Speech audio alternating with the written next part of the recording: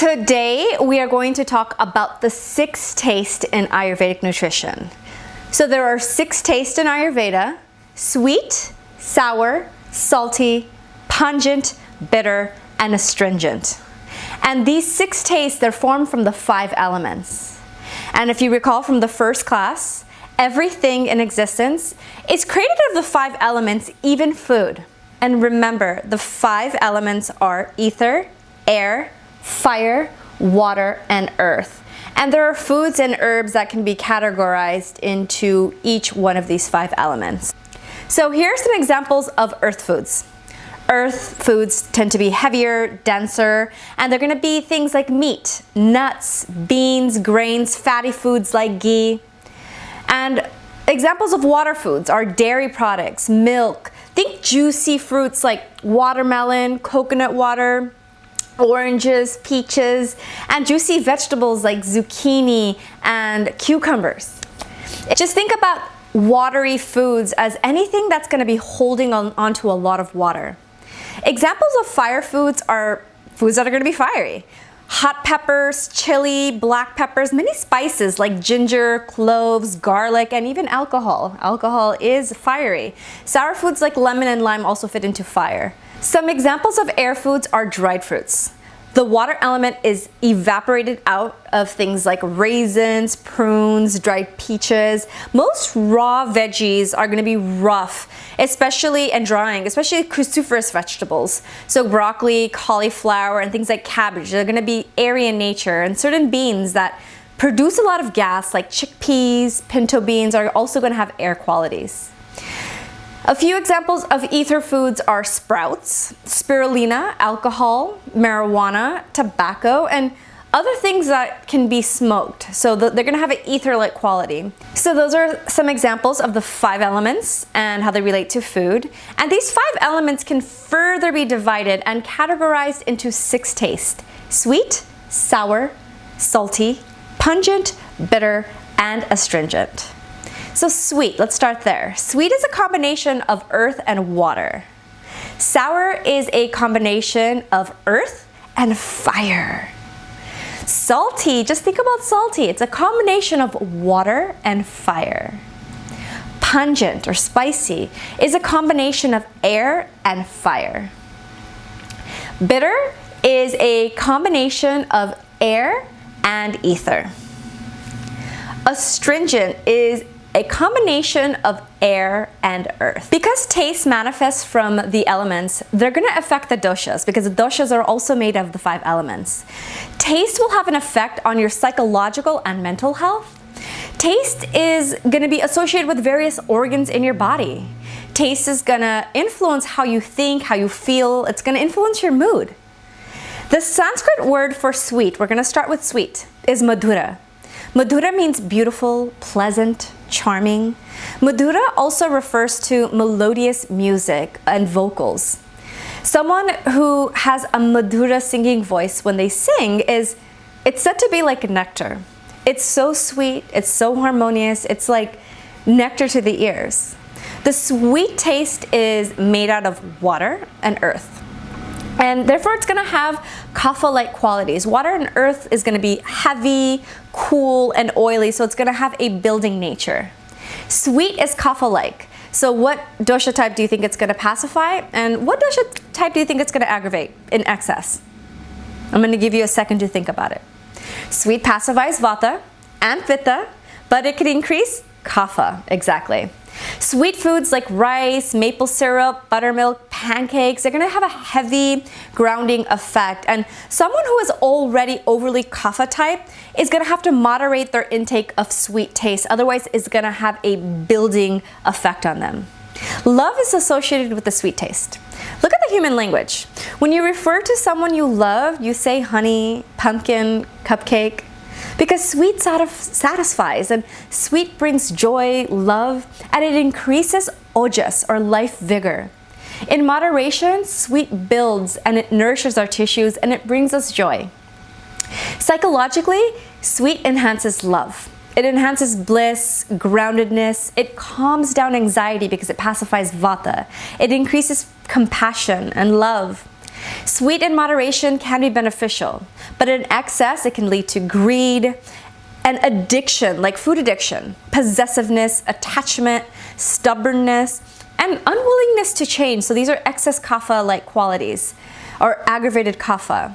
And these emotions are connected to excess kapha, or the earth and water element. Sour is our next taste. Amla is the word for sour in Sanskrit. Earth and fire are the elements that predominantly compose the sour taste. When you think of sour, one of the first things you think about is lemon, lime, fermented foods. So sour foods tend to be acidic, like oranges.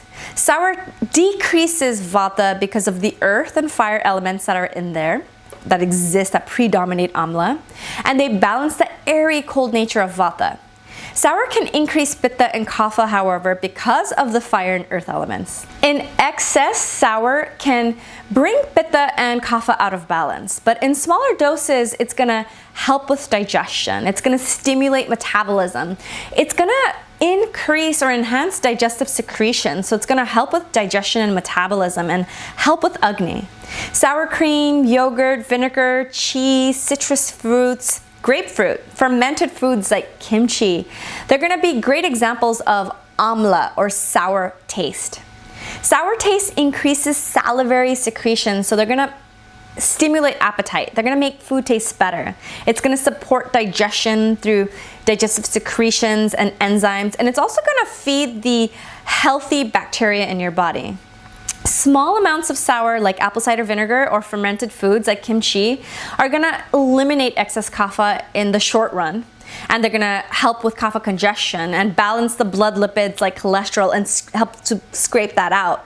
But sour in excess is gonna increase pitta and kapha and lead to skin conditions, congestion, and too much fermented foods like yogurt can actually aggravate the skin in the form of rashes, psoriasis, and lead to inflammation throughout the body. Excess sour, like yogurt, eating too much yogurt, can also lead to congestion in the lungs and lead to edema and water retention. It can also lead to acidic conditions like acid reflux and an imbalance of the pH in the body, which could in turn lead to burning sensations, inflammation in the stomach, in the throat, in the bladder, and virtually any area of the body. Next, we have salty taste, and salty taste is known as lavana in Sanskrit. The salty taste is a combination of water and fire elements. Therefore, salty taste is going to be heating, oily, heavy, and in moderation, salty taste is going to balance vata, and it's going to open up our palate. It makes food taste better. In excess, however, it's going to aggravate pitta and kapha. Sea salt, Himalayan pink salt, sea vegetables, and seaweed are examples of salty taste. And a lot of seafood also tends to have a salty taste to it. Fish has a salty taste to it, and fish can aggravate pitta constitution. Salt can act as a digestive aid and a laxative. If you look at saline laxatives, for example, they're going to use sodium chloride and water to flush out the system. Salt is hydrophilic, which means it likes water. It's attracted to water. And therefore, salt also acts as an osmotic. It's going to pull water to it. Salt stimulates salivation. It's going to pull the saliva out of the salivary glands. It has that osmotic effect. Try putting a small amount of salt on your tongue and you're going to instantly salivate. It's going to cause salivary secretions. Digestion, remember, it starts at the mouth, so salt helps to stimulate digestion at the start of digestion. And it helps with absorption and assimilation. That's why salt is so important to use in moderation in Ayurveda. The salt recommended in Ayurveda, however, is not sea salt, it's Himalayan salt because it has many other minerals that are balancing. And there's a dish combined with salt, ginger, and lemon, and it's used before meals to stimulate appetite. Salt enhances flavors, and it's going to bring out the richness and flavor of all the other foods. So it helps with appetite. So people who have poor appetite, giving them a little bit of salt and lemon, it's going to open up their palate and help enhance their Agni and their appetite so that they could eat a healthy meal. And this is especially important when people are suffering from loss of appetite and they're losing weight and becoming emaciated. So salt has a big role in culinary arts, especially in Ayurvedic culinary arts, because it can enhance digestion. Salt also helps to remove, the salty taste also helps to remove excess gas from the colon. And in moderation, it's going to promote growth and it's going to give you energy. It's important to look at also the climate and season when determining how much salt you're using. For example, in countries that are close to the equator, salt intake is gonna tend to be higher because in hot summers, people are gonna sweat more and they're gonna sweat salt out. So they're gonna need a little bit more salt. So in tropical countries like India, they do use a little bit more salt in their diets because they sweat a lot of salt out. And salt is an electrolyte. Our body needs it for proper functioning. Our cells need it for cellular communications. Our muscles need it to contract and function properly. Most energy, and if you look, most energy drinks are gonna have some amount of salt in them, the salty taste, because that is going to help with electrolyte balance and give energy. Too much salt, however, can lead to sodium retention and hypertension, and the blood will become thicker and more viscous, and the blood vessels more narrow, and this is going to cause pressure in the blood vessels. And what happens then? There's going to be more water retention. It's going to put pressure on the heart and on various organs of the body, and it could lead to swelling and edema as well as a variety of other conditions like glaucoma in the future. So too much salt can lead to imbalance if used inappropriately by the wrong constitutions and used in excess. But in balance, salt can be balancing to all of the doshas. An interesting fact is, according to Ayurveda, salt can lead to hair loss. So if you're losing hair, make sure you're moderating your salt intake. Psychologically, salt enhances vigor, confidence, enthusiasm, and salt brightens our mood. Because salt enhances flavors, life can feel more flavorful. Bland foods. Have you ever tried eating bland foods without salt? It gets really boring very fast. You don't even feel like eating your food. And if you've ever been on the salt-free diet, you can understand how food, sometimes even life, just seems boring and bland. Too much salt, on the other hand, can lead to addiction, congestion, swelling, heaviness, and other kapha and pitta imbalances. If you ever walk down the salt aisle, I was gonna say snack aisle, but it's kind of like a salt aisle, you're gonna notice that the main taste is salt in most snack foods. There is a high amount of sodium in most snack foods, and it gives them an addictive nature. You wanna eat more. So when foods are perfectly salted, according to food scientists, you're going to reach for one more chip without knowing why. It's the salt flavor that causes that addictive behavior. And sometimes sweet can do that as well. And cravings, it's important to look at our cravings. Sometimes when we're craving salty foods or sweet foods, it could be because our body needs it. So when you have pitta excess, for example, and you're having a lot of inflammation and you're craving sweet, that's your body telling you that you need that sweet flavor to calm down the excess pitta.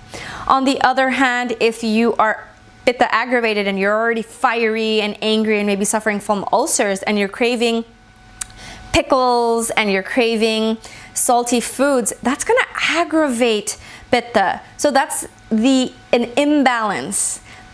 Not cellular intelligence, it's the opposite of cellular intelligence, craving these foods. Because sometimes when we're out of balance and not in a great state of health, that disease process has a craving.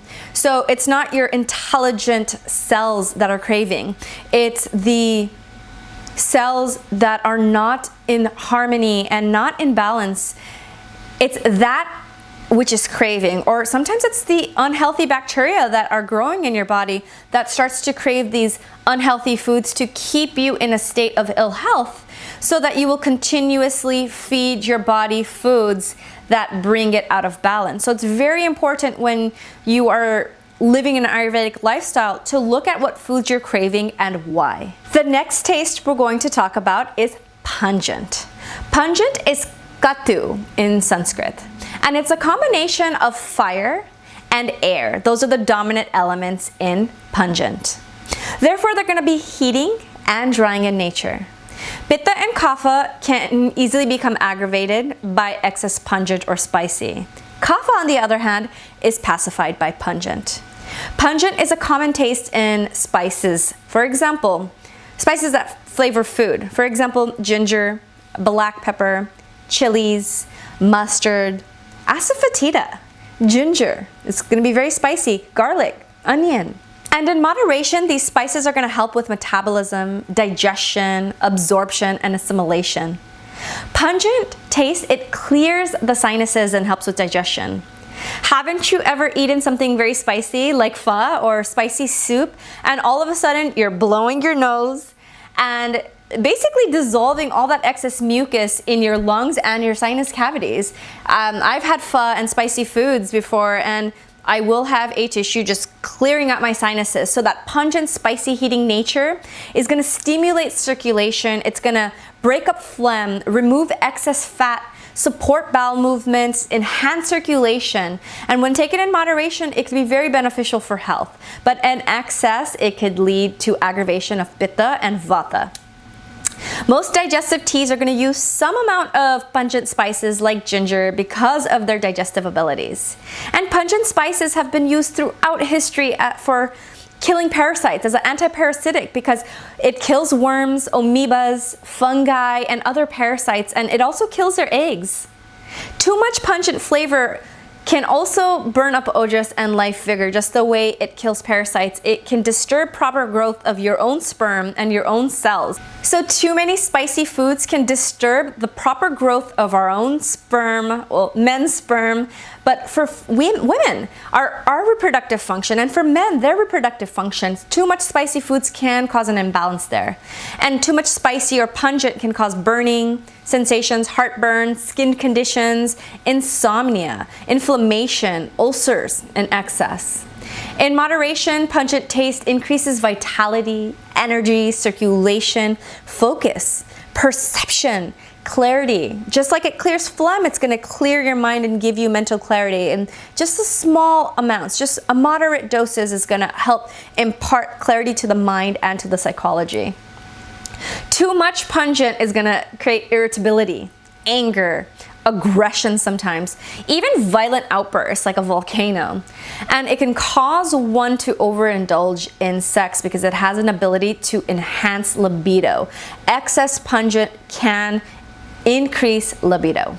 The next taste we're going to talk about is tikta, or bitter in Sanskrit, and it's composed predominantly of air and ether elements, and therefore the qualities are going to be light, dry, rough, and cooling.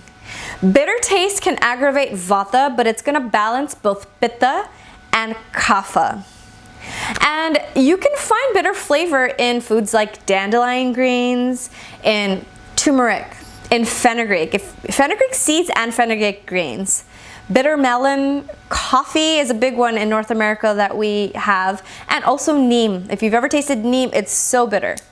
Bitter flavor is plentiful in Indian cooking, but it's often lacking in the Western diet, and this is one of the reasons why we have high levels of diabetes and obesity in Western countries. According to Ayurveda, we need all 6 tastes in balance and according to our unique constitution in order to have optimal health. Bitter serves so many healthful purposes. Bitter can enhance the flavor of other tastes. Bitter taste can actually help detoxify the body and help the liver process fats, help the liver process toxins. Bitter relieves burning and heat conditions, and it greatly benefits excess pitta, especially when you have excess pitta in the skin. Bitter is a natural anti-inflammatory because of the air and ether element. And in the Western diet, we suffer from inflammatory conditions. Bitter is a great digestive tonic. It's going to repair your gut lining. Bitter is great for excess kapha, but it can be too drying for vata. Bitter herbs and foods have a fat-reducing or scraping quality to them. Think of dry, airy nature like a type of sandpaper. The sandpaper is literally going to scrape out fat and toxins from the body. And too much bitter, it can cause nausea because of the scraping nature. It's just going to scrape everything out. Antibiotics tend to be bitter because of the chemical structure and the bitter compounds that create antibiotics. And these antibiotics kill bacteria and stop the growth of bacteria. In the same way, bitter herbs can also stop the growth of bacteria. Bitter taste is an anti-aphrodisiac. It inhibits sexual desire and it reduces libido. And in the case when there's excess libido, bitter can be balancing and beneficial because it balances the sensual fire. In India, people regularly take bitters like neem, especially when they're yogis and monks, to fight parasites, but also to help withdraw the senses from the mind and to promote austerity and celibacy as well. In moderation, bitter can be beneficial to reduce these type of sensual cravings, but also cravings for foods as well.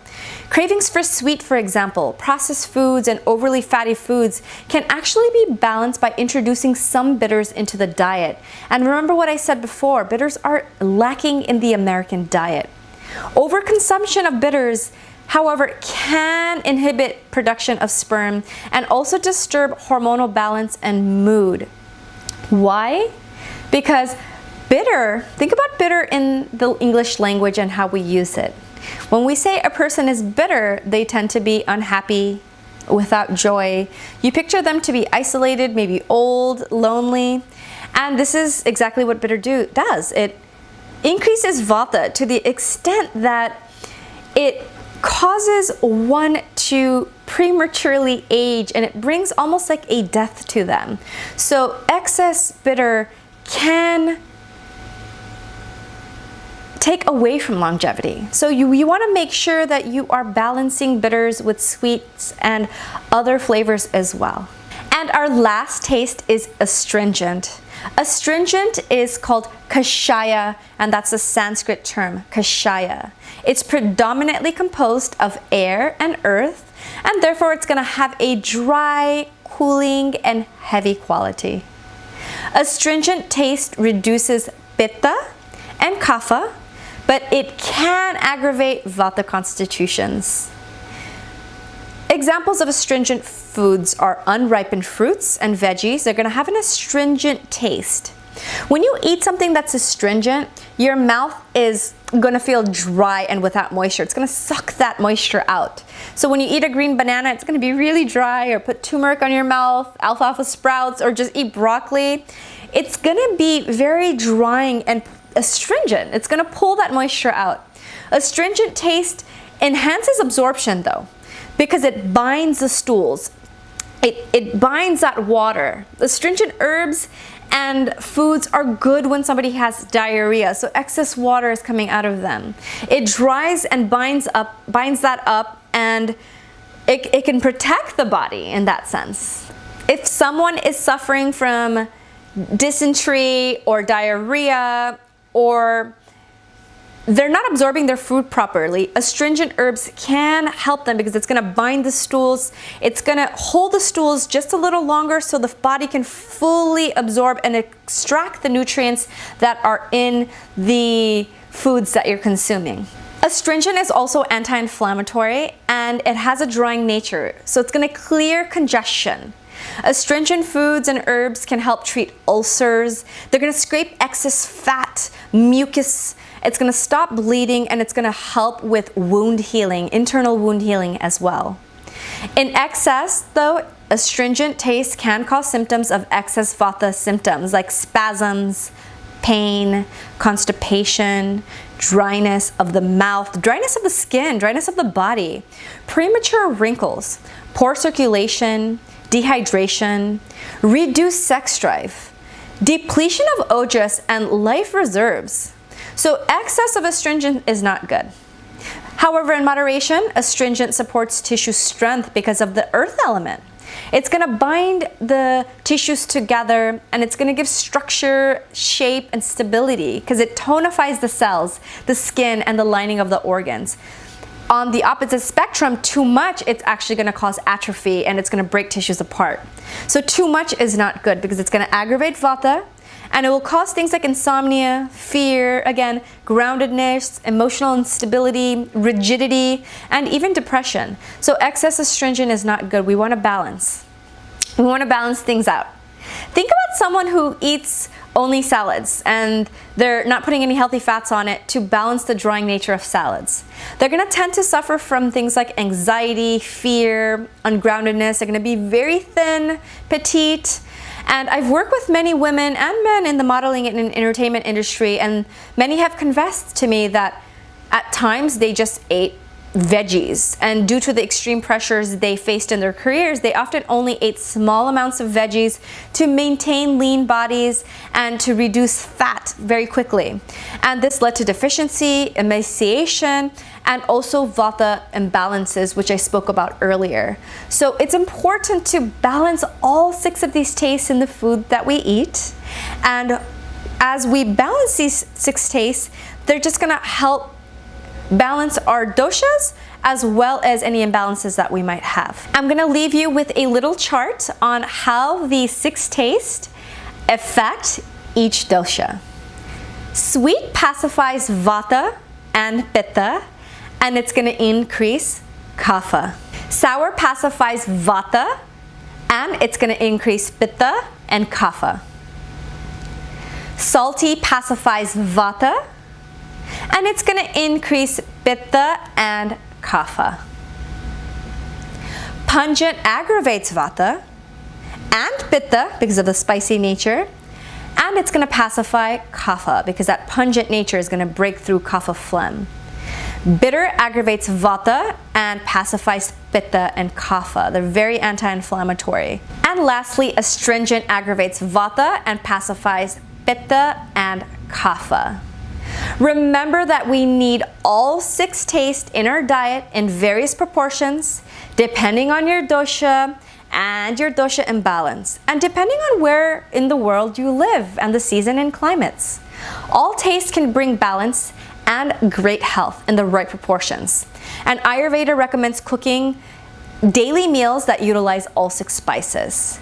This is one of the reasons khichdi uses so many of these spices, and it's always a balance of 6 spices because they can bring balance to all doshas in the right proportion. Here are some other fun facts. The sweet taste is related to the thyroid and lungs, and too much of the sweet taste can disturb the thyroid and can cause congestion in the lungs. Sour is also associated with the lungs, and too much sour like yogurt can also cause congestion in the lungs. Salty is associated with the kidneys. Too much salt can lead to sodium retention, and it's gonna put a lot of pressure on the kidneys because there's gonna be fluid retention. Pungent is associated with the stomach and heart, and too much pungent or spicy can lead to stomach ulcers and also put a lot of pressure on the heart because of the increased circulation. Bitter is associated with the pancreas and liver and the spleen, and in small amounts, bitter can actually help the liver. Astringent is associated with the colon, and too much astringent foods can actually dry out the colon, but in small amounts it could bind the stools and help to make stools more solid so that you could have proper absorption and elimination. So these are the 6 tastes. I hope you enjoy this lesson, and for this week's lesson I really want you to go into your life and include these 6 tastes into every meal this week. Until next time, namaste.